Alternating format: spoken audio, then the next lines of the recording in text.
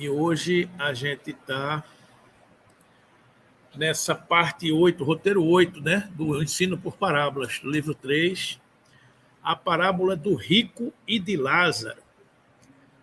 Vamos lá aprender, né?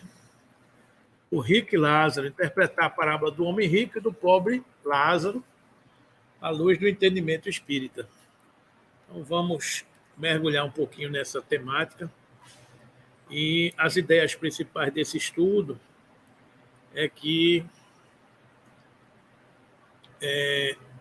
a gente vê nessa parábola dois extremos: a riqueza, a opulência, a miséria, e que ela nos passa que a riqueza e a pobreza são para espíritos em provação, né? Passando por mecanismos de provação nas suas encarnações, sendo a indigência uma prova dura e a riqueza uma prova perigosa.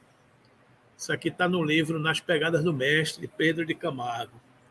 E no Evangelho segundo o Espiritismo tem essa expressão aí de que se a riqueza houvesse de constituir obstáculo absoluto à salvação dos que a possuem, conforme se poderia inferir de certas palavras de Jesus, interpretadas segundo a letra e não segundo o Espírito, Deus, que a concede, teria posto nas mãos de alguns um instrumento de perdição, sem apelação nenhuma, né? Ideia que repugna a razão, né? Então, muitas vezes a gente maldiz a riqueza, né? Então, a gente tem que compreender que muitas vezes a riqueza, como foi dito aqui, é uma prova para os espíritos, e muitas vezes mais perigosa do que a pobreza. E que Deus não concederia, digamos assim, essa prova se fosse instrumento de perdição. É um mecanismo de teste para quem sabe utilizá-la, digamos assim, né? É um pouco isso que a gente vai estudar e é um pouco isso que diz essa parábola, né? Essa parábola diz o seguinte: havia um homem rico e vestia-se de púrpura e de linho finíssimo, e vivia todos os dias regalada e esplendidamente. Havia também um certo mendigo, chamado Lázaro. Não é o Lázaro ressuscitado, isso aqui é o Lázaro, o mendigo, que vivia à porta desse homem rico, né? São dois personagens Lázaros no Evangelho, né? Esse aqui é o segundo, né? Tem o outro que é o Lázaro, que é o ressuscitado, né? Carlos Augusto não conhece, é filho de São Berto também, aí vocês já conhecem, né? Aí nosso amigo Carlos Augusto. Havia cheio de chagas à porta daquele, e desejava alimentar-se com as migalhas que caíam da mesa do rico. E os próprios cães vinham lamber-lhes as chagas. E aconteceu que o mendigo morreu, e foi levado pelos anjos para o seio de Abraão. E morreu também o rico, e foi sepultado. E no Hades ergueu os olhos, estando em tormentos. No Hades é a simbologia do inferno, né? Como se diz antigamente, né? E no Hades ergueu os olhos, estando no inferno, não, no reino dos céus, digamos assim, no além. Ergueu os olhos, estando em tormentos, e viu ao longe Abraão e Lázaro no seu seio. Então, o mendigo morreu e foi levado pelos anjos. O rico morreu e ergueu os olhos e estava em tormentos e viu Abraão, a simbologia de Deus, né, o pai Abraão, e Lázaro em outro lugar, né? Chamando, disse: Abraão, meu pai, tem misericórdia de mim e manda a Lázaro, ao mendigo, que molhe na ponta a água, a ponta de seu dedo, e me refresca a língua, porque estou atormentado nesta chama. Disse, porém, Abraão: filho, lembra-te de que recebeste os teus bens em tua vida, e Lázaro somente males. E agora este é consolado e tu atormentado. E além disso, está posto um grande abismo entre nós e vós, de sorte que os que quiserem passar daqui para vós não poderiam, nem tampouco os de lá passar para cá, né? Então, criou-se uma separação, digamos assim, desses ambientes em que essas duas almas habitavam, digamos assim, né? E disse ele: rogo-te, pois, ó Pai, que o mandes à casa de meu pai, pois tenho 5 irmãos, para que lhes dê testemunho, a fim de que não venham também para este lugar de tormento. Disse-lhe Abraão: Eles têm Moisés e os profetas. Ouçam-nos. E disse ele: Não, Abraão, meu pai. Mas se algum dos mortos fosse ter com eles, arrepender-se-iam. Abraão lhe disse: Se não ouvem a Moisés e aos profetas, tampouco acreditarão, ainda que algum dos mortos ressuscite, né? Então, essa é a parábola, né? Digamos assim. Esse é o texto do Evangelho, onde ele coloca a situação do homem rico, coloca a situação do mendigo que vive à porta das sobras do homem rico, coloca o desencarne de ambos e a situação que ambos se encontram no céu, digamos assim, após o seu desencarne. E coloca ainda essa questão de que ele pede para ser esclarecido. E é revelado de que, puxa vida, o que é que eu vou esclarecer mais? Qual foi a aula que você faltou, digamos assim, né? Porque a informação já foi dada muitas vezes, né? Então, se eles não ouvem nem a Moisés, 1.300 anos antes de Cristo, com todas as informações que Moisés já deu, se não ouvem os profetas que vieram após Moisés, entre Moisés e o Jesus, mais ou menos 800 anos aí de informações pelos profetas. Se não houver tudo isso, você vai ouvir os espíritos quando ressuscitar, né? Então é essa a informação que coloca aqui, né? Então essa parábola analisa algumas questões fundamentais relativas à riqueza, à utilidade, o emprego, provas, desigualdades socioeconômicas, apego aos bens materiais, proclama também a importância da prática da caridade e revela as consequências do egoísmo, do orgulho e da humildade, assim como do desprendimento das coisas materiais, a utilidade e benefício providencial da riqueza e o controle da pobreza. Não um obstáculo à melhoria de quem a possui. É um instrumento de progresso espiritual, como tantos outros, tá bom? Como tantos outros disponibilizados por Deus. Então, a riqueza é um instrumento que Deus utiliza na mão daqueles que já sabem a utilizar para combater a pobreza, para auxiliar os outros a se desenvolverem. Não é um obstáculo à melhoria de quem possui. É um instrumento de progresso espiritual, digamos assim, né? Como tantos outros disponibilizados por Deus. Sem dúvida, faça duas. Então, a questão da riqueza não é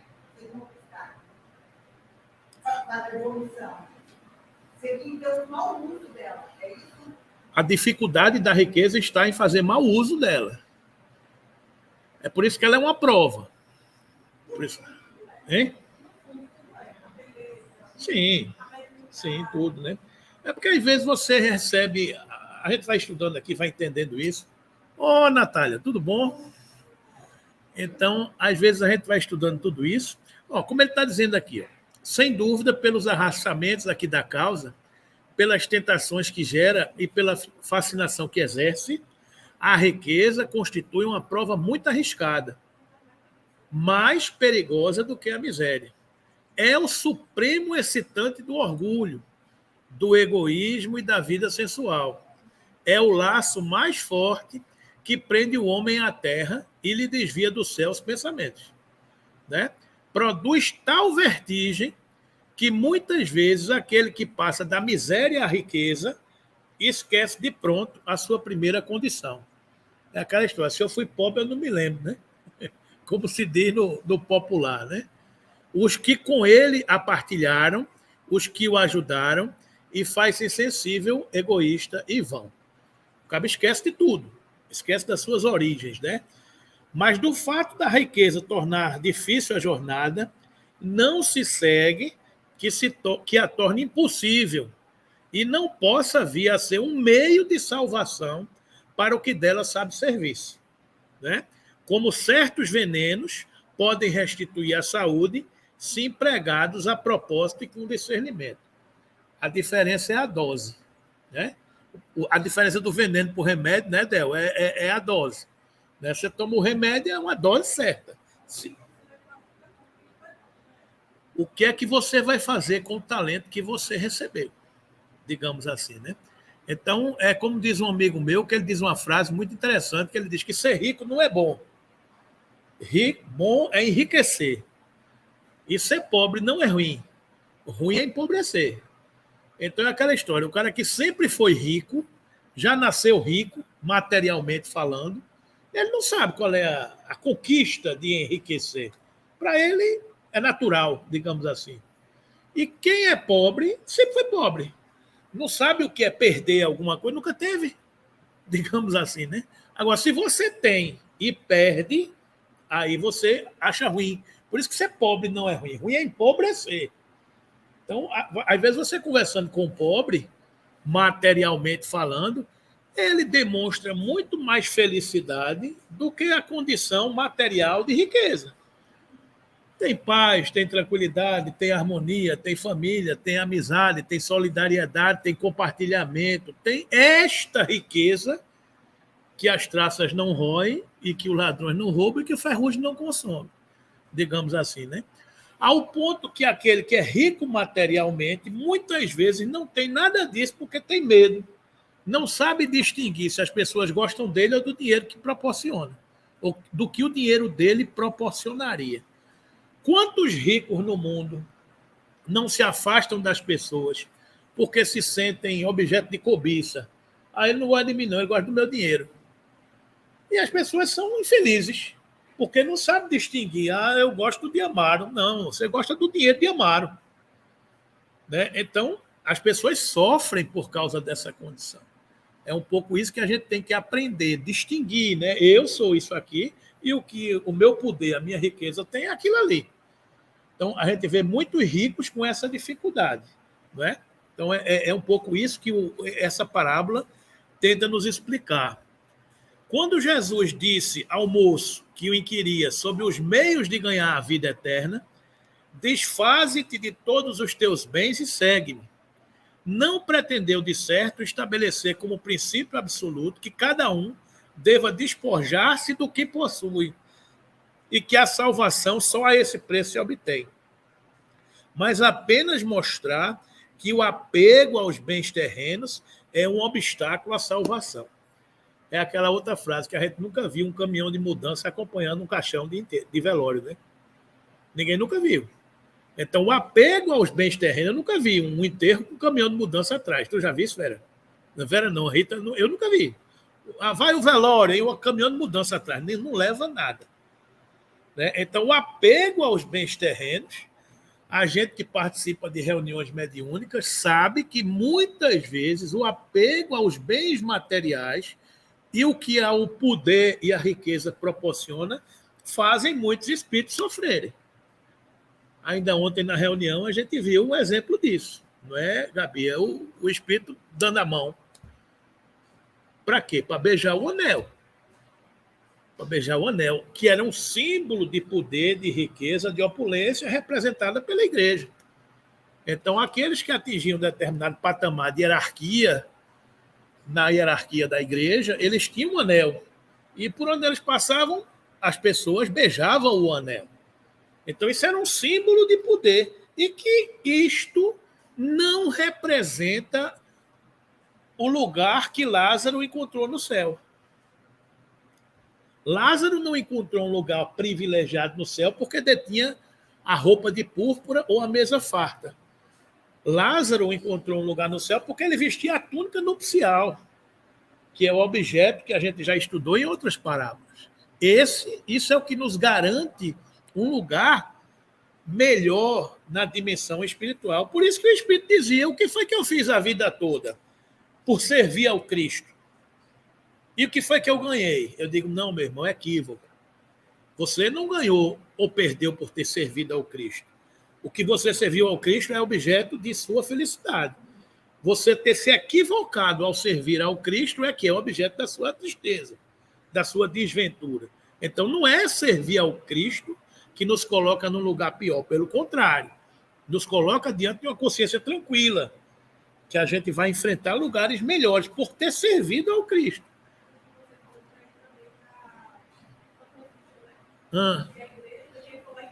O equívoco da igreja foi se desviar do caminho.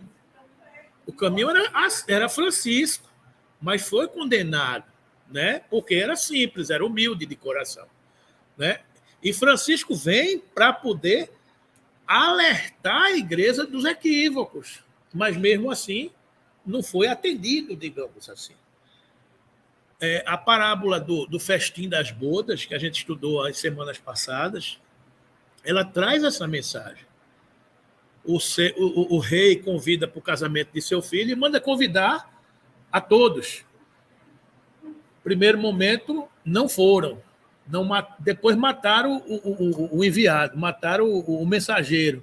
E depois ele mandou chamar todo mundo. Então, esses que foram chamados no primeiro momento foram os hebreus. No segundo momento, foram os profetas que queimaram, que mataram, que trucidaram e que crucificaram. Aí depois ele faz, tudo bem, vocês não querem ir não, nem vocês, agora eu vou chamar todo mundo.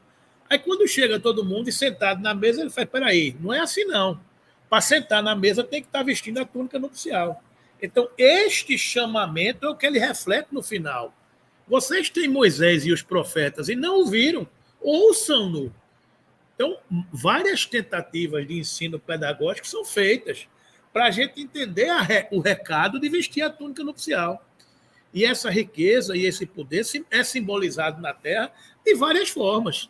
Às vezes é um cargo, é uma posição de destaque na sociedade, e que muitas vezes é o que dizem, né? Quer conhecer um homem, dê poder a ele. Então, muitas vezes, essa situação são as provas que a gente passa. Né? Às vezes você se sente revestido do CNPJ, mas você é apenas o CPF. É aquela história do cara que exerce um cargo, presidente não sei de quê, secretário não sei de onde, membro, sei lá, bem elevado. E, na verdade, ele não é, ele está. Então, ele está usando um determinado CNPJ para usar essa simbologia. Quando ele perde isso e vira só um CPF, que é o que ele fica deprimido, fica angustiado. Eu nunca esqueci uma ocasião que eu estava numa reunião e um ex-secretário de Estado, que já foi muitas vezes, muita coisa, nos cargos honoríficos da Terra, do poder da Terra, me viu com 2 celulares, porque antigamente não tinha 2 chips, tinha um celular de uma operadora, de outra, estava com 2 celulares. Aí ele virou e disse, rapaz, por que tu está com 2 celulares? Eu disse, não, porque tem um operador de um, operador de outro, sei o quê. Ele disse, rapaz, eu não tenho nenhum. Eu disse, por quê? Ele disse, porque ninguém liga para mim. Eu estou aqui, ninguém liga para mim, não sei o quê e tal coisa. Eu digo, rapaz, bobagem, né? Ele disse, não, rapaz, quando eu era isso, quando eu era aquilo, todo mundo ligava, todo mundo ia atrás de mim. Aí eu disse, ô fulano, deixa de besteira, porque as pessoas não ligavam para você. As pessoas ligavam para o cargo. As pessoas ligavam para o CNPJ. Apenas você deixou de ser o CNPJ, então continuam ligando para o CNPJ. Agora, você precisa investir nas pessoas que ligam para o CPF. É aquela história do Pequeno Príncipe, né? A raposinha. A gente tem que cativar. Se a gente não cativar os nossos amigos, os nossos familiares, os nossos amores, quando a gente procurar, cadê? Se você vai chegar de 3 horas, desde meio-dia eu já estou preocupado, já estou aqui cuidando. Me cativa, vai? É aquela história de cativar. Você tem regado as suas amizades. É aquela história. Você perde as oportunidades na vida porque você se isola dos seus amigos, da sua família, dos seus amores. E quando você olha, fala, eu estou sozinho, porque me deixaram aqui. Você passa a se vitimizar diante do processo que você não cativou. Você teve inúmeras oportunidades de estar cativando. E quando você menos espera, cadê? Cadê o bolinho que estava aqui, né? A história do quando a gente é pequeno, né? Então, muitas vezes na vida o CNPJ é importante, não é? Você é o CPF. Então, as pessoas que pensam que são, precisam entender que estão. Né? Então, a riqueza, o poder é transitório. E é um instrumento que Deus nos coloca nas mãos para a gente ser humilde diante daquilo tudo isso. Isso não me pertence.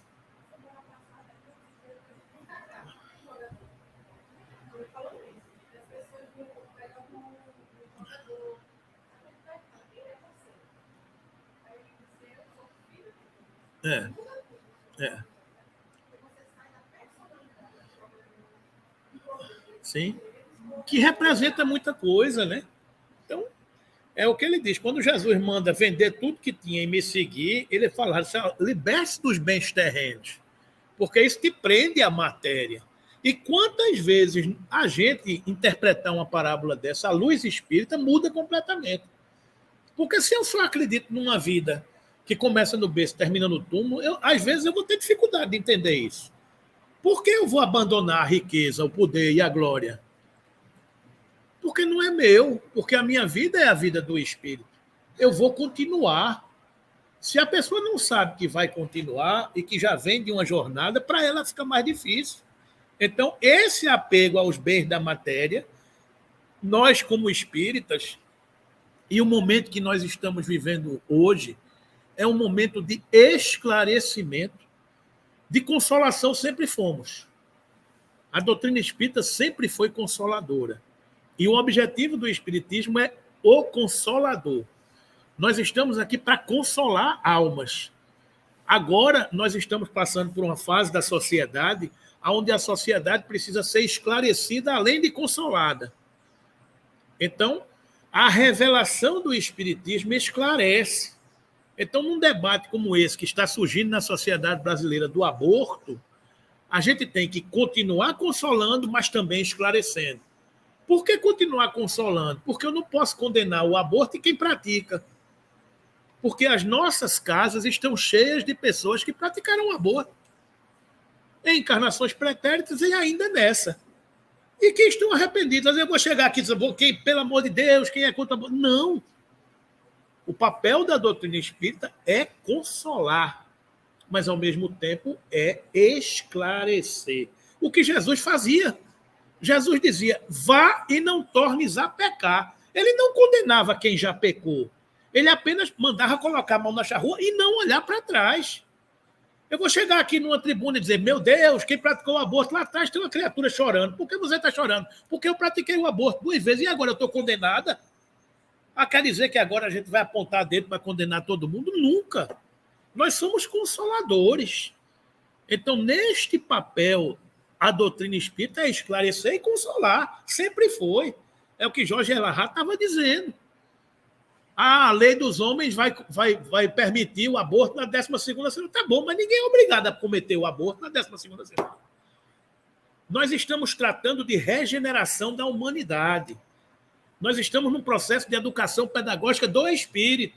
Se você está educado e regenerado, você não vai praticar mais isso, porque você já entendeu que é atentar contra a vida do espírito, que é não permitir uma oportunidade. Isso é esclarecer.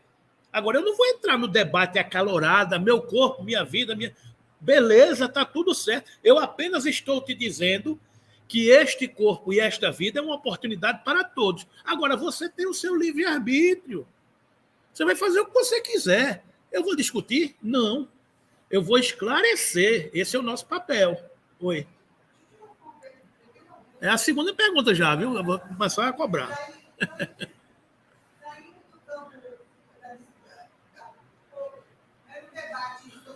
A polêmica.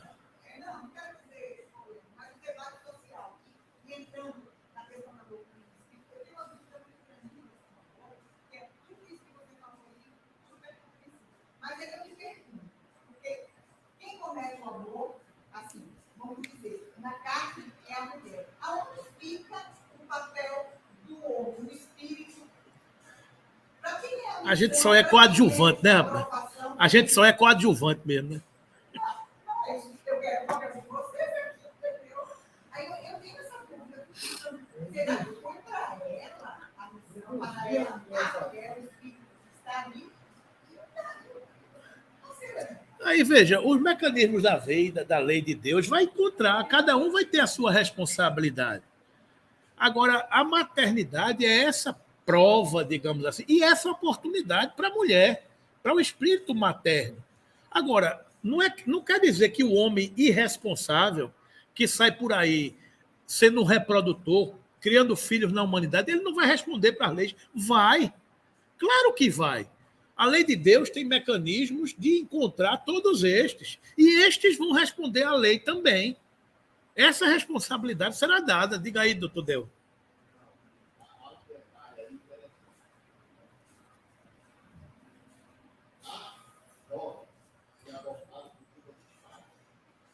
Por causa de? Sim. Pressão, né?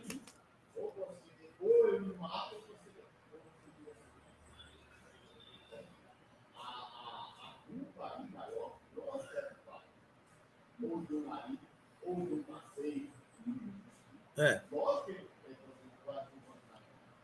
Sem dúvida.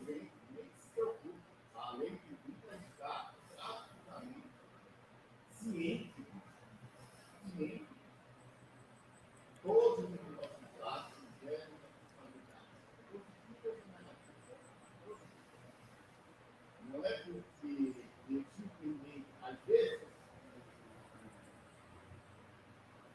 o parceiro, ou o reprodutor, nem sabe que engravidou. Nem sabe.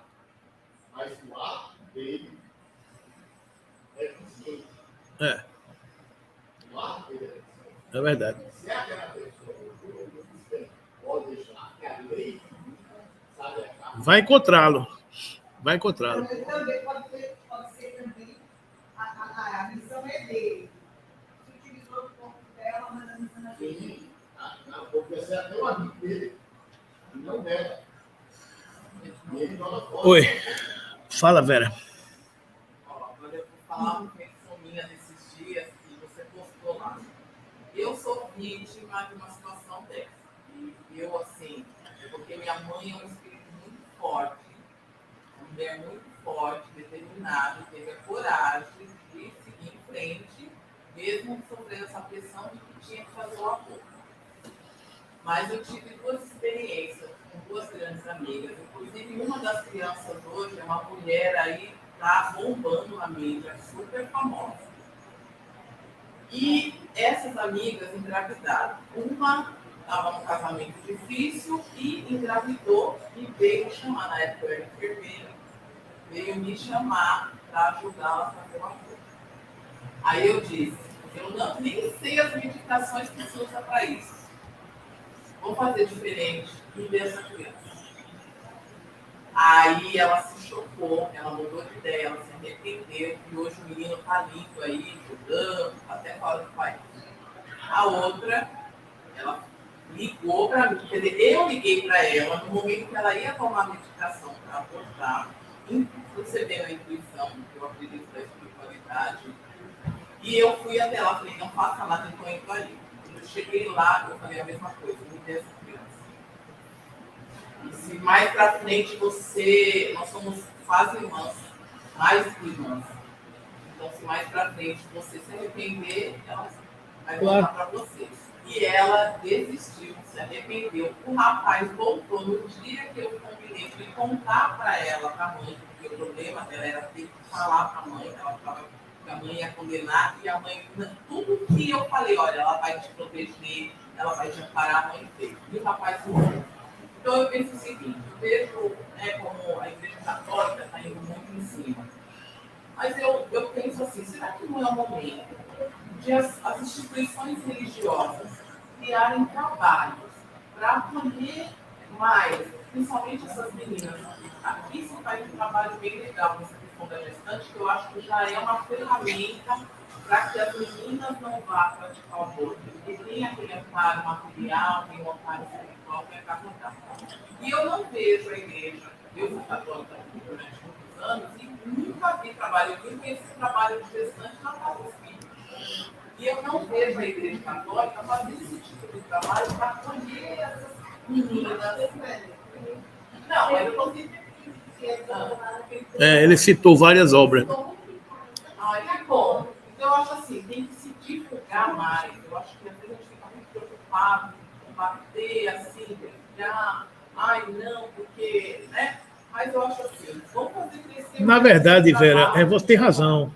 Mas, na verdade, a gente, enquanto espíritas, a gente tem que compreender que nós somos seres em processo de evolução. E todas essas comoções sociais, elas têm uma motivação de provocar em cada um de nós os nossos valores. Então, tudo que está acontecendo e tudo que acontecerá e todas as discussões que advirão, não só desse tema, pena de morte, aborto isso, aquilo outro. A gente está sendo chamado a dar testemunho do que nós somos, do que nós já aprendemos e do ser regenerado que somos nós. A gente não pode falar de transição planetária e de planeta de regeneração se o ser humano, espírito que somos nós, não estivermos regenerados. Então, o processo que nós estamos passando não é mais o planeta que está em convulsão, a casa física, é a sociedade. Então, essas convulsões são convulsões sociais e morais para cada um, porque o que está por trás do aborto é a consequência de um ato sexual. Então, um ato sexual, ele tem uma responsabilidade da procriação e da perpetuação da espécie e do equilíbrio energético entre parceiros. Essa é a função do ato sexual. Uma sociedade deseducada sexualmente, ela vai gerar consequências. O processo de tudo isso, Vera, é um processo pedagógico de educação moral da humanidade, que, em tese, é o objetivo de todos os movimentos religiosos. É educar moralmente. Porque se eu sou educado moralmente, eu não vou praticar um ato sexual só porque quero. Aí eu conheci um parceiro, vou ficar com ele e tchau. Não é assim. Tudo tem consequências nas nossas atitudes. Então, tudo isso vai sendo colocado no cesto. E a humanidade vai refletindo. E é para o nosso bem, para o nosso crescimento. Né? Se a gente for fazer uma análise, em toda a plateia que tiver aqui, 90% das pessoas têm caso de aborto, de estupro, de sensualidade nas suas histórias, porque somos um planeta em evolução. Eu tenho 2 filhos adotados que todo dia eu agradeço a Deus, as mães dos meus filhos que não abortaram. Porque pelas dificuldades que elas teriam e tiveram, uma teve que dar à luz longe do estado dela por pressões sociais da família, porque morava numa cidade pequenininha, e engravidar naquela época, há 27 anos atrás, 28 anos atrás, era um acontecimento e ela seria expulsa da sociedade. Então, ela escondeu a gravidez e foi dar à luz aqui em Recife, vindo do Ceará. Deu à luz e fugiu da maternidade. Ela fez esse ato para poder eu adotar meu filho. Ela podia ter escolhido o aborto e eu não tinha adotado meu filho. A mãe de minha filha, mesma coisa. Era uma doméstica que teve um relacionamento com um gringo e não sei o quê, doou a filha porque não podia criar. Ela também poderia ter escolhido desencarnar aquela criança. Não escolheu. Então, em todas as histórias, a gente vai ver altruísmo, vai ver bondade, vai ver amor e vai ver pressão digna de um processo em evolução da sociedade. No planeta evoluído, a gente discute aborto? Não tem essa discussão, porque a gente já passou por isso. A gente já entendeu que não há essa possibilidade de matar. Como assim matar um feto? Não dá nem para discutir. É aquela história do metrô, do país desenvolvido, quando o cara chegar aqui, todo mundo, aquela portinha ali é gratuita para quem está desempregado, quem perdeu a carteira, quem perdeu a hora. Então, ali é livre, não tem bilhete. Aí o brasileiro faz, puxa vida, se fosse no Brasil, todo mundo ia por aquela. Aí o gringo faz, oxente, que conversa é essa? Como assim? Não entendi. Ou seja, o cara não entende que passa pela cabeça de alguém uma contravenção. Porque é uma sociedade moralmente, tecnicamente mais evoluída. A gente é uma sociedade esclarecida, mas a gente ainda não é uma sociedade evoluída. Quando a gente for uma sociedade evoluída, moralmente, essas discussões não cabem, não caberão. Então, hoje a gente ainda discute para a gente evoluir, para nós cristãos consolidarmos os nossos valores. O que é que a gente tem na bagagem? Aí é que entra o papel do espírita consolar e esclarecer. Eu não posso condenar, mas eu vou esclarecer. Então, esse é o nosso papel, é o nosso equilíbrio no dia de hoje. Né? Então, porque o que acontece? A gente tem existe o contra, mas aí a espiritualidade trabalhando para que Ô, Vera, é aquilo que a gente já estudou aqui, é o Apocalipse de João, é o Armagedon. Nós estamos na batalha do bem contra o mal. E esses espíritos perturbadores aí, que são contra o Cristo há séculos, estão aí, estão saindo das entranhas da Terra, estão influenciando, estão reencarnados, estão em posição de comando, de poder, e está aí aflorando. E nós que resolvemos seguir o Cristo, estamos onde? É o contraponto. Só que a notícia boa do Armagedon é que o bem vai vencer o mal.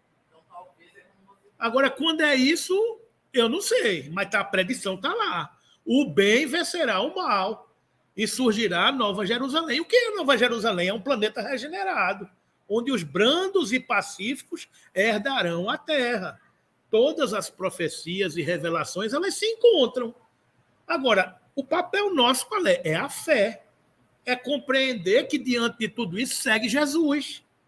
É que diante de tudo isso há uma lei maior que tudo observa. Então, ninguém vai escapar das leis de Deus. E é serenidade para enfrentar tudo isso, né? E aí eu acho maravilhoso essa questão de abrir mais trabalho, né? Em prol da gestante, em prol dessa meninada aí que está passando por isso. E o tema da gente foi-se embora. Mas é o tema do aborto, né? Bora abraçar o trabalho de gestante. Mas vamos embora.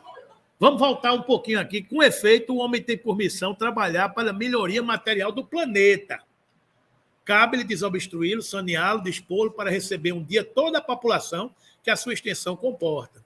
As atividades que esse mesmo trabalho impõe, amplia e desenvolve a inteligência, e essa inteligência que ele concentra primeiro na satisfação das necessidades materiais, é o processo, primeiro as necessidades materiais, o ajudará mais tarde a compreender as grandes verdades morais. É o esclarecimento e o avanço moral.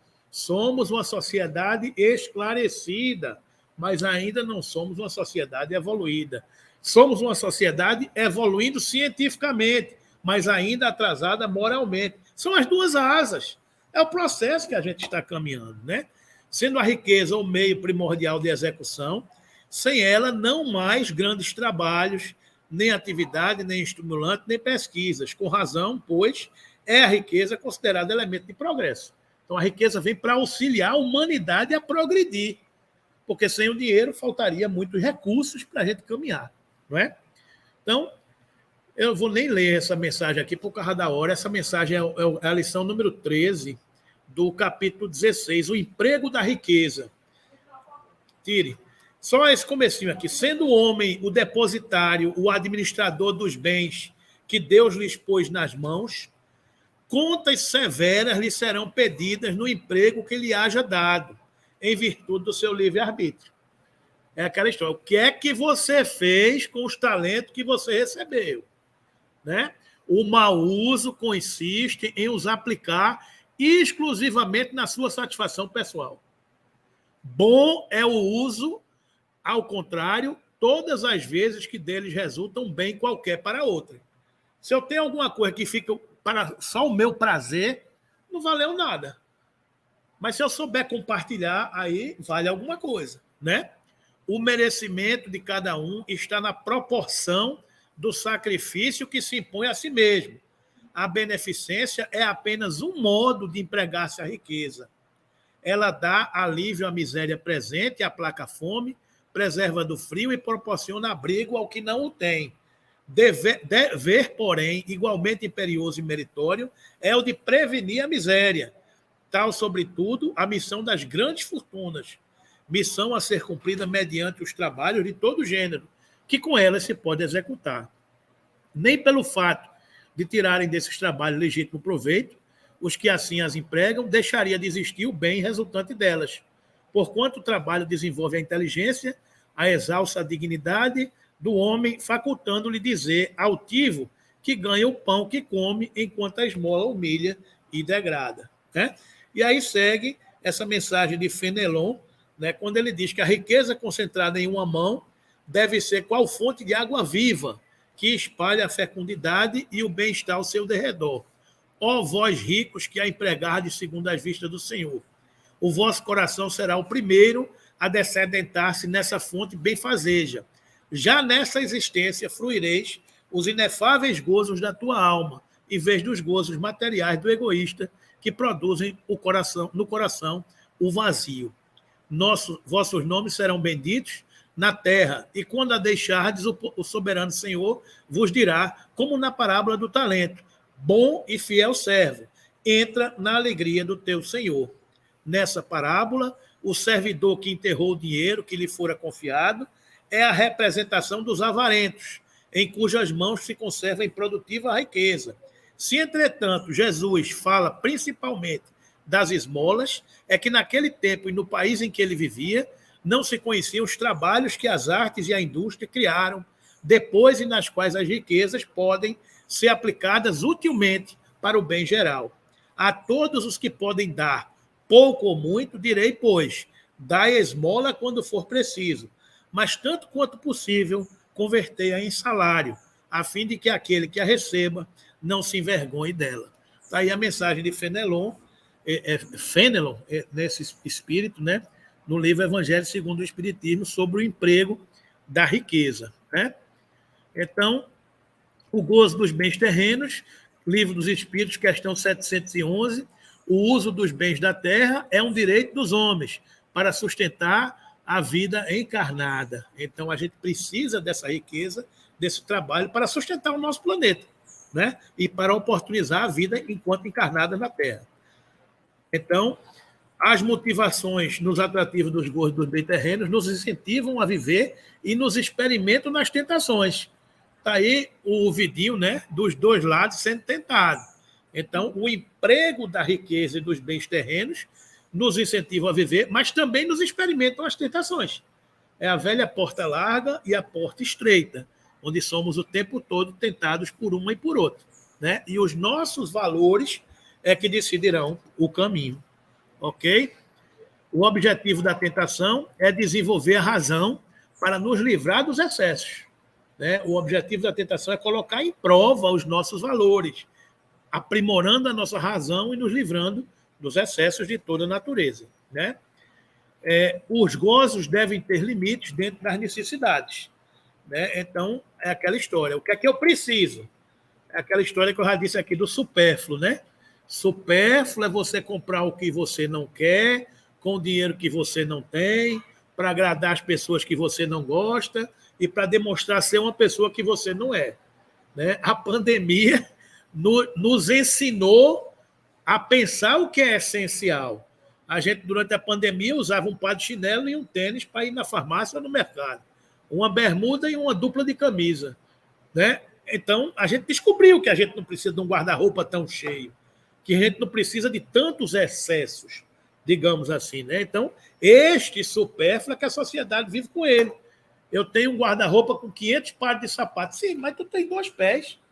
Para que tu queres 500 pares de sapato? Ah, não, eu tenho 14 bolsas de cada cor no meu guarda-roupa. Mas, meu amigo, quantas carteiras tu tem? Né? Então, é essa história do supérfluo, dos excessos, dentro do limite que a gente tem. Né?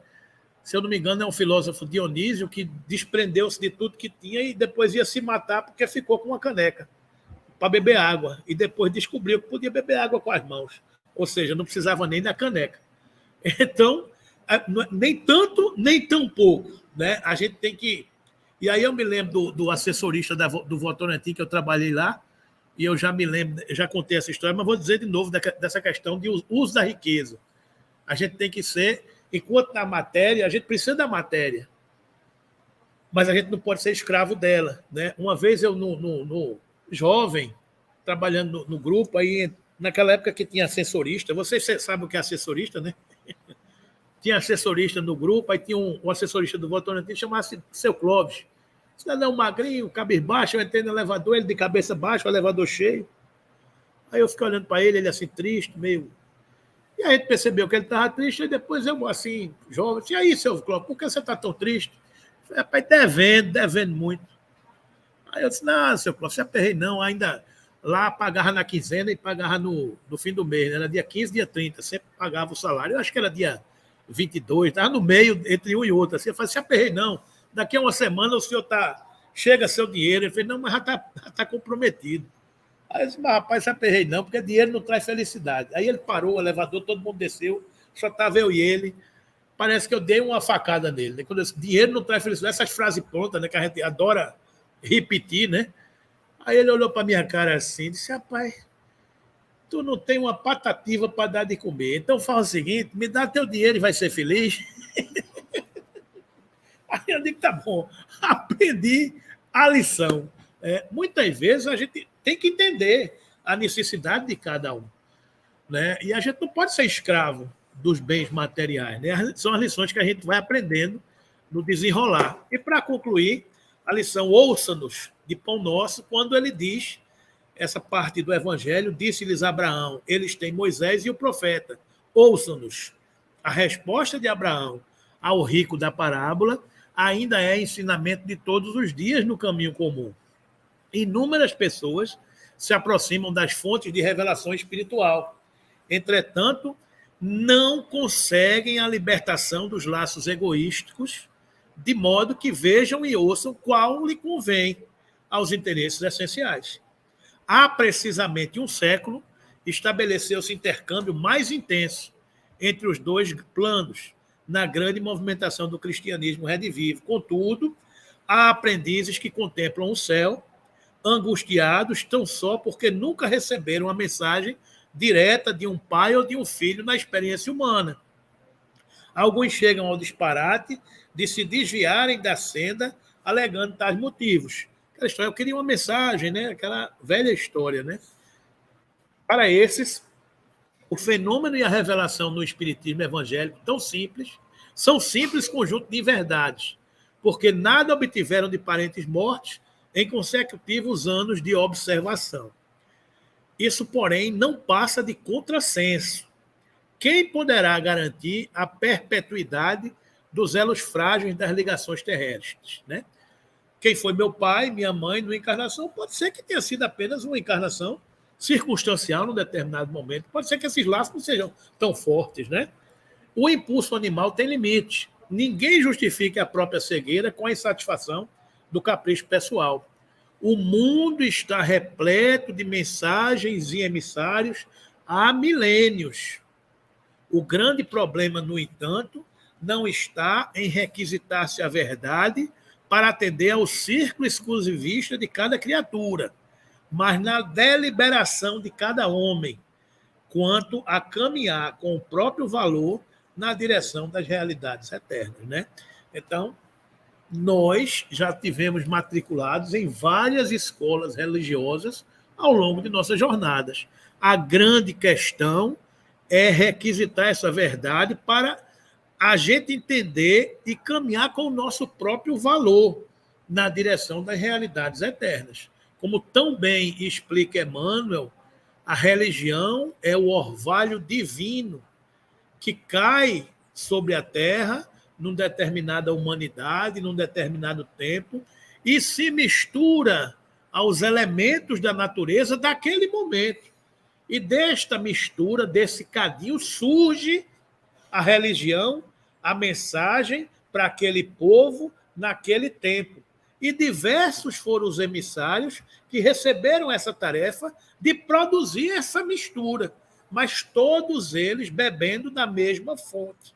Então, nós já recebemos esse elixir em muitas existências. Cabe-nos, nesse momento de transição, regenerarmos-nos.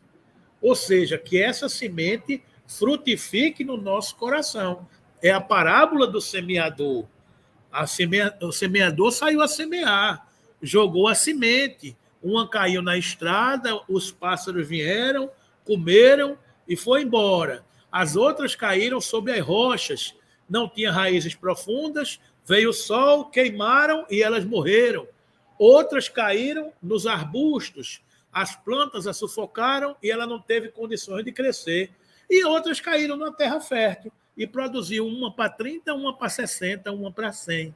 Ou seja, quando cai num bom coração, já regenerado, nem todos produzem da mesma forma, porque somos espíritos diferentes. Então, somos esses semeadores, que já tivemos essa semente lançada em nossos corações em muitas oportunidades. É tempo de ouvirmos e de semearmos essa boa semente nos nossos corações e onde nós estivermos, porque é para isso que a gente está aqui, Então, a riqueza, que o rico nos exemplifica, é uma prova para a gente compreender os talentos que são colocados nas nossas mãos, né? E saber viver, muitas vezes, na dificuldade é uma prova para, muitas vezes, a gente que fez mau uso numa riqueza, numa determinada encarnação, está passando por isso. Ou seja, as duas representam provas que, se dignificadas e bem vividas, serão frutos para esse espírito milenar. Ok, gente? Então, era essa aí a lição dessa parábola do rico e de Lázaro, para a gente compreender que tudo que a gente faz tem um propósito, né? E que, bem vivido, a gente ganha para crescer os nossos espíritos diante da nossa vida eterna. Ok, gente? Vamos ficando por aqui. Alegria de poder contar com o nosso doutor André Luiz e doutor Carlos Augusto conosco aqui, acompanhando esse nosso estudo. Então, que façamos agora concluir esse estudo da